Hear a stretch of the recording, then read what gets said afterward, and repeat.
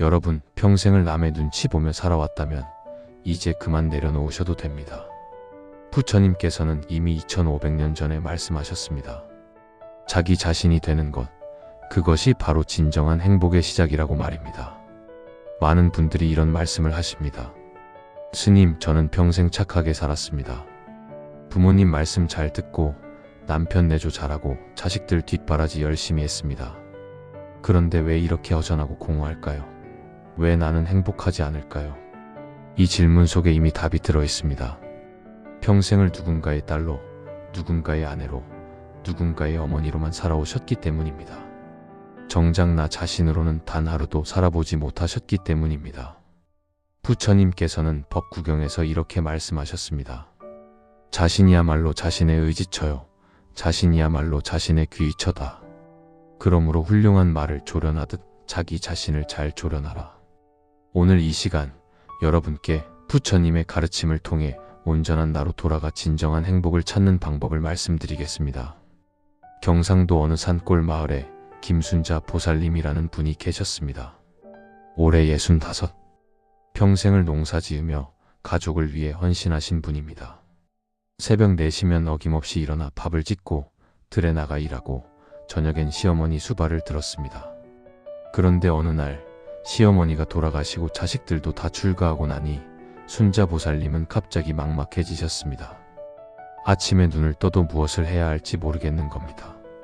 평생 누군가를 위해 살았는데 정작 자기 자신을 위해서는 무엇을 해야 하는지 모르는 거예요. 절에 찾아오신 순자 보살님께 제가 물었습니다. 보살님, 평생 하고 싶었던 게 뭡니까? 한참을 머뭇거리시더니 이렇게 대답하셨습니다. 스님, 저는 제가 뭘 하고 싶은지도 모르겠습니다. 평생 남들이 시키는 대로 해야 하는 일만 하며 살았더니 정작 제 마음이 무엇을 원하는지 알 수가 없네요. 이게 바로 많은 분들의 현실입니다.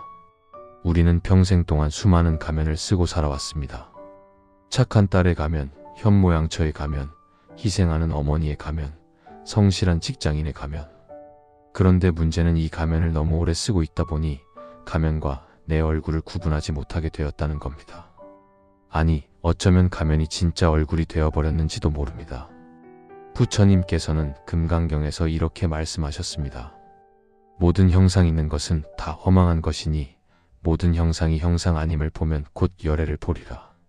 여기서 형상이란 바로 우리가 쓰고 있는 가면들입니다. 사회가 요구하는 역할, 타인의 기대에 맞춘 모습, 그것들은 모두 실체가 없는 허상입니다. 그렇다면 우리는 어떻게 이 가면을 벗어던질 수 있을까요? 먼저 자신이 가면을 쓰고 있다는 사실을 인정해야 합니다. 나는 지금 진짜 내가 아니라 누군가가 원하는 모습을 연기하고 있구나라고 자각하는 것입니다. 순자 보살님께 제가 말씀드렸습니다. 보살님, 이제부터 매일 아침 거울을 보시면서 이렇게 물어보세요. 나는 오늘 누구의 인생을 살 것인가? 시어머니의 며느리로? 자식들의 어머니로? 아니면 김순자 그 자체로? 3개월 후 순자 보살님이 다시 저를 찾아오셨습니다. 그런데 표정이 완전히 달라져 있었습니다. 밝고 생기가 넘쳤습니다. 스님, 저 요즘 그림을 그려요. 어릴 적에 그림 그리는 걸 좋아했는데 시집 와서는 한 번도 못 그려봤거든요. 근데 이제 매일 1시간씩 그림을 그리는데 그게 얼마나 행복한지 몰라요. 이게 바로 가면을 벗는다는 것입니다.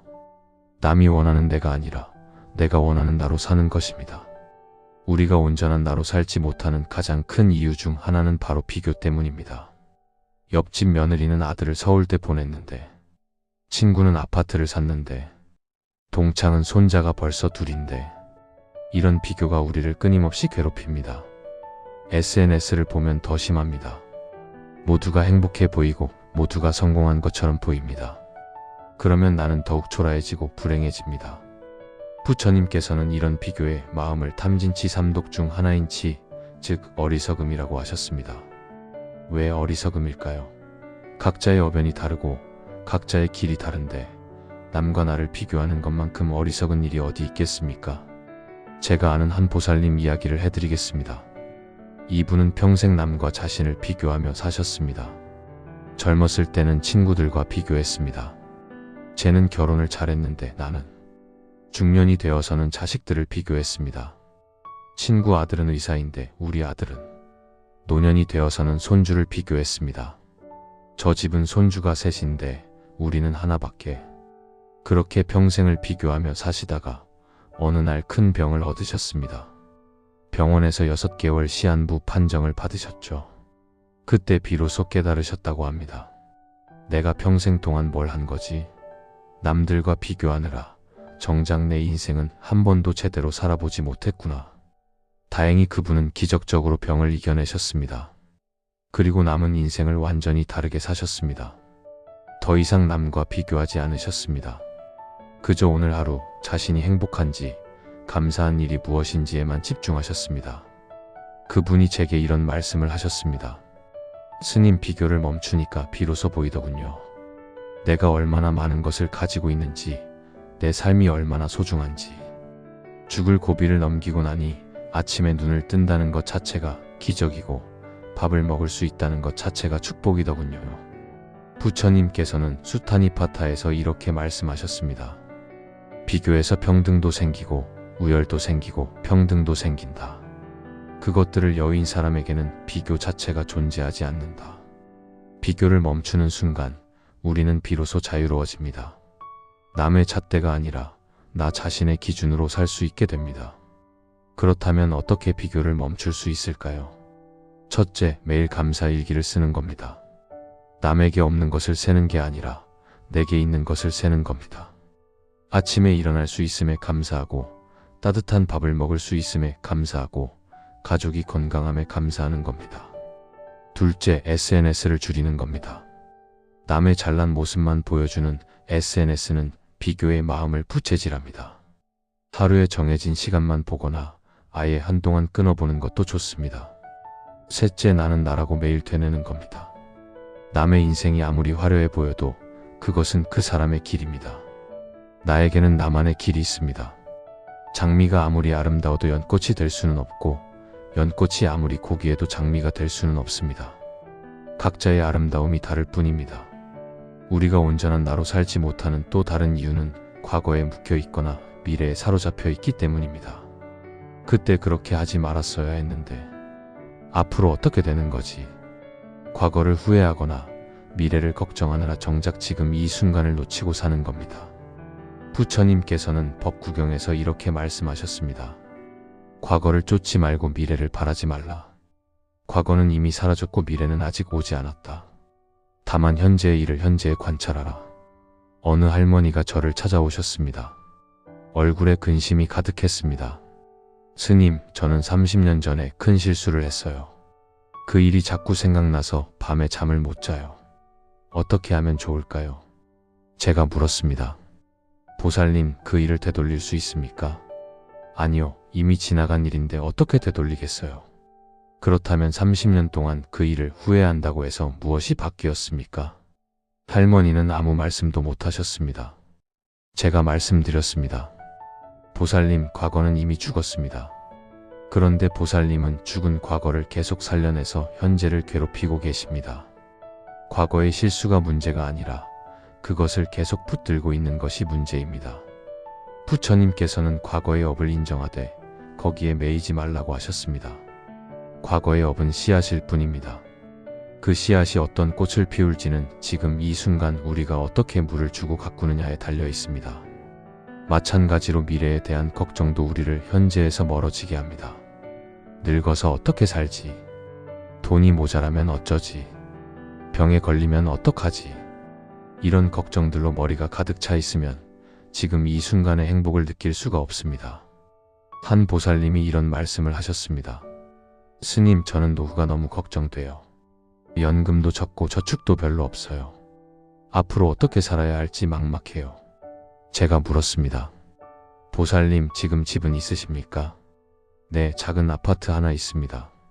지금 굶고 계십니까? 아니요, 밥은 먹습니다. 지금 아프십니까? 몸은 건강합니다. 그렇다면 지금 이 순간은 괜찮은 거 아닙니까? 20년 후, 30년 후를 걱정하느라 지금의 행복을 놓치고 계신 겁니다. 부처님께서는 금강경에서 과거심 불가득, 현재심 불가득, 미래심 불가득이라고 하셨습니다. 과거 마음도 얻을 수 없고 현재 마음도 얻을 수 없고 미래 마음도 얻을 수 없다는 뜻입니다.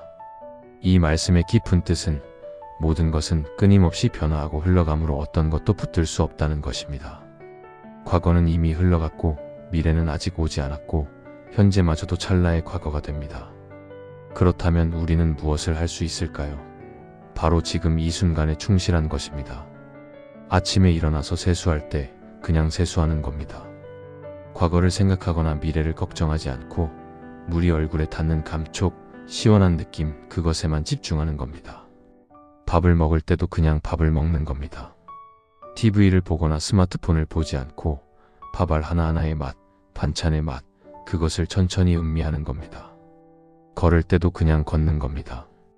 발이 땅에 닿는 느낌, 바람이 살갗을 스치는 느낌, 새소리, 그런 것들을 있는 그대로 느끼는 겁니다. 이것이 바로 정념, 바른 알아차림입니다. 지금 이 순간에 깨어있는 것입니다. 제가 아는 한 스님께서는 이렇게 말씀하셨습니다. 차 한 잔을 마시더라도 그것이 목구멍을 타고 내려가는 느낌에 온전히 집중하면 그것이 바로 깨달음의 순간입니다. 과거도 미래도 없고 오직 이 차에 맛만 있을 때 거기에 진리가 있습니다. 많은 분들이 온전한 나로 살지 못하는 이유 중 하나가 바로 완벽해야 한다는 강박 때문입니다. 나는 항상 착해야 해. 나는 실수하면 안 돼. 나는 모든 사람에게 좋은 사람이어야 해. 이런 생각들이 우리를 옥죄어옵니다. 그래서 조금만 실수해도 자책하고 누군가 나를 싫어하면 견디지 못하고 완벽하지 못한 내 모습을 받아들이지 못합니다. 그런데 부처님께서는 이렇게 말씀하셨습니다. 모든 존재는 고통스럽고 일체계고 모든 것은 무상하며 재행무상, 모든 것에는 실체가 없다 제법모아. 이 말씀 속에 깊은 진리가 있습니다.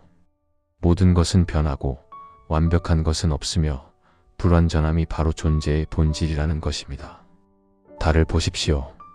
보름달이 아름답지만 금음달도 나름의 아름다움이 있습니다. 꽃을 보십시오. 활짝 핀 꽃도 아름답지만 지는 꽃도 나름의 애틋함이 있습니다. 인생도 마찬가지입니다. 완벽한 인생은 없습니다. 누구나 실수하고 넘어지고 아픕니다. 그것이 인간입니다. 그것이 삶입니다. 한 보살님이 절에 오셔서 눈물을 흘리며 말씀하셨습니다. 스님, 저는 평생 착하게만 살려고 했어요. 누구한테도 미움받지 않으려고 항상 웃고 항상 베풀고 항상 참았어요. 그런데 어느 날 제가 싫다고 하는 사람이 생겼어요. 그 말을 듣는 순간 제 세계가 무너지는 것 같았어요. 제가 물었습니다. 보살님, 석가모니 부처님도 데바다타라는 사촌 동생한테 미움받고 죽일 뻔했습니다. 예수님도 유다한테 배신당했습니다. 성인들도 모든 사람에게 사랑받지 못했는데 보살님은 왜 모든 사람에게 사랑받으려고 하십니까? 보살님은 그 말에 깜짝 놀라셨습니다. 맞습니다. 완벽함은 환상입니다. 모든 사람에게 사랑받는 것도 불가능합니다. 아무리 좋은 꽃도 꽃가루 알레르기가 있는 사람에게는 괴로움일 뿐입니다. 그렇다면 우리는 어떻게 해야 할까요? 불완전한 나를 있는 그대로 받아들이는 겁니다. 나는 완벽하지 않아. 때로는 화도 내고 실수도 하고 이기적일 때도 있어. 그게 인간이야. 그게 나야. 그리고 그것도 괜찮아. 이렇게 자신을 받아들이는 것, 그것이 바로 자비의 시작입니다. 자비는 남에게만 베푸는 게 아닙니다. 먼저 자기 자신에게 베풀어야 합니다. 법구경에는 이런 말씀이 있습니다. 온 세상을 다 뒤져도 자기 자신보다 더 사랑스러운 이를 찾을 수 없다. 그와 같이 다른 사람도 모두 자기 자신을 사랑스럽게 여긴다. 그러므로 자기를 사랑하는 사람은 남을 해쳐서는 안 된다. 자기 자신을 사랑한다는 것은 자기 자신의 불완전함을 인정하고 받아들이는 것입니다. 그래야 남의 불완전함도 받아들일 수 있습니다. 제가 아는 한 스님께서 이런 비유를 들어주셨습니다. 도자기를 만들 때 완벽하게 대칭이 아닌 그릇이 더 아름답다고 합니다. 왜냐하면 그 비대칭 속에 장인의 손맛이 있고 자연의 우연이 있기 때문입니다. 기계로 만든 완벽한 그릇보다 손으로 빚은 불완전한 그릇에 더 생명력이 있습니다. 우리 인생도 마찬가지입니다. 완벽하지 않기에 아름답고 실수가 있기에 성장할 수 있고 상처가 있기에 깊어질 수 있습니다. 일본에는 긴측이라는 전통이 있습니다. 깨진 도자기를 금가루를 섞은 오칠로 이어 붙이는 기법입니다. 깨진 부분을 숨기는 게 아니라 오히려 금으로 강조해서 그것을 예술로 승화시킵니다. 우리 인생의 상처도 마찬가지입니다. 감추거나 부끄러워할 게 아니라 그것을 인정하고 받아들이면 그것이 오히려 우리를 더 아름답게 만들어줍니다. 마지막으로 온전한 나로 살기 위해서는 집착을 내려놓아야 합니다. 우리는 너무 많은 것에 집착하며 살아갑니다. 돈에 집착하고, 명예에 집착하고, 자식에 집착하고, 건강에 집착하고, 심지어 행복해야 한다는 것에도 집착합니다. 부처님께서는 반야심경에서 무소득이라고 하셨습니다. 얻을 것이 없다는 뜻입니다. 우리가 평생 쫓아다니는 것들, 그것들은 사실 본래부터 우리 것이 아니었습니다. 돈은 벌면 또 쓰게 되어 있고, 명예는 높아지면 또 떨어지게 되어 있고, 건강은 좋았다가도 나빠지게 되어 있습니다. 모든 것은 무상합니다. 그런데 우리는 이 무상한 것들을 영원히 내 것으로 만들려고 집착합니다. 그 집착이 고통을 만듭니다. 제가 아는 한 장로 스님께서 이런 말씀을 해주셨습니다. 어느 부자가 저를 찾아왔습니다. 평생 돈을 모으는데 성공했지만 행복하지 않다는 겁니다. 스님, 저는 재산이 수백억입니다. 하지만 하나도 행복하지 않습니다. 왜 그럴까요? 스님께서 물으셨습니다. 그 돈이 진짜 당신 것입니까? 당신 이름으로 된 통장에 있으니 당신 것 아니겠습니까? 그렇다면 죽을 때 가져갈 수 있습니까? 부자는 아무 말도 못했습니다. 스님께서 말씀하셨습니다. 당신이 그 돈을 소유한 게 아니라 그 돈이 당신을 소유했습니다. 돈을 잃을까봐 두려워하고 더 벌어야 한다고 집착하고 그래서 불행한 겁니다. 돈은 도구일 뿐인데 당신은 그것을 목적으로 삼았습니다. 이 이야기는 돈에만 해당되는 게 아닙니다. 자식에 대한 집착도 마찬가지입니다. 많은 부모님들이 자식을 위해 모든 것을 희생합니다. 그것 자체는 아름다운 일입니다. 하지만 문제는 자식이 내 뜻대로 되어야 한다는 집착입니다. 내가 이렇게 희생했는데 너는 왜 내 말을 안 듣니? 내가 이렇게 키워줬는데 왜 효도를 안 하니? 이런 생각이 바로 집착입니다. 자식은 부모의 소유물이 아닙니다. 독립된 한 인격체입니다. 부모는 그저 이 세상에 나올 수 있도록 도와준 인연일 뿐입니다. 칼릴 지브란이라는 시인이 쓴 예언자라는 책에 이런 구절이 있습니다. 당신의 자녀는 당신의 자녀가 아닙니다. 그들은 생명 그 자체의 동경으로 태어난 아들, 딸입니다. 그들은 당신을 통해 왔지만 당신에게서 온 것은 아닙니다. 그들은 당신과 함께 있지만 당신의 소유는 아닙니다. 부처님께서도 수타니파타에서 비슷한 말씀을 하셨습니다. 아들도 아버지를 위해 피난처가 되지 못하고 아버지나 친척들도 아들을 위해 피난처가 되지 못한다. 죽음에 압도당한 사람에게는 친족도 피난처가 되지 못한다. 이 말씀이 냉정하게 들릴 수도 있습니다. 하지만 이것이 진리입니다. 결국 각자의 삶은 각자가 책임져야 합니다. 아무리 사랑하는 사람이라도 내 인생을 대신 살아줄 수 없고 나도 남의 인생을 대신 살아줄 수 없습니다. 그렇다면 우리는 어떻게 집착을 내려놓을 수 있을까요? 첫째, 무소유의 정신을 배워야 합니다. 무소유는 아무것도 갖지 말라는 뜻이 아닙니다. 가지되 집착하지 말라는 뜻입니다. 돈이 있으면 필요한 곳에 잘 쓰고, 자식이 있으면 사랑하되 소유하려 들지 말고, 건강할 때 감사하되 병들었을 때 절망하지 말라는 것입니다. 둘째, 모든 것은 인연 따라 왔다가 인연 따라 간다는 것을 깨달아야 합니다. 돈도 인연이 닿아서 왔다가 인연이 닿으면 갑니다. 사람도 마찬가지입니다. 인연이 있어 만났다가 인연이 닿으면 헤어집니다. 억지로 붙들려고 하면 고통만 커집니다. 셋째, 지금 이 순간에 집중해야 합니다. 과거에 가졌던 것을 그리워하거나 미래에 가질 것을 욕심내지 말고 지금 이 순간 내게 주어진 것에 감사하고 충실하면 됩니다. 법정 스님께서는 이렇게 말씀하셨습니다. 가진 것을 내려놓기는 어렵지 않다. 진짜 어려운 것은 갖고 싶어하는 마음을 내려놓는 것이다. 맞는 말씀입니다. 집착은 외부의 사물이 아니라 내 마음속에 있습니다. 아무것도 갖지 않아도 욕심이 많으면 가난하고 많이 가져도 만족할 줄 알면 부자입니다. 여기까지 부처님의 가르침을 바탕으로 온전한 나로 행복해지는 방법에 대해 말씀드렸습니다. 첫째, 가면을 벗어 던지십시오. 남이 원하는 내가 아니라 내가 원하는 나로 사십시오. 둘째, 비교를 멈추십시오.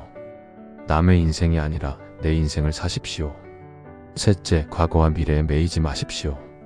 지금 이 순간을 살아가십시오. 넷째, 완벽함의 환상을 버리십시오. 불완전한 나를 있는 그대로 받아들이십시오. 다섯째, 집착을 내려놓으십시오. 가지되 소유하지 말고 사랑하되 구속하지 마십시오. 이 5가지를 실천하는 것이 결코 쉽지는 않습니다. 평생의 습관을 바꾸는 일이기 때문입니다. 하지만 불가능한 일도 아닙니다. 부처님께서 깨달음을 얻으신 후 첫 설법에서 하신 말씀을 기억해야 합니다. 모든 것은 마음이 만들어낸다. 일체유심조. 행복도 불행도 모두 마음에서 나옵니다.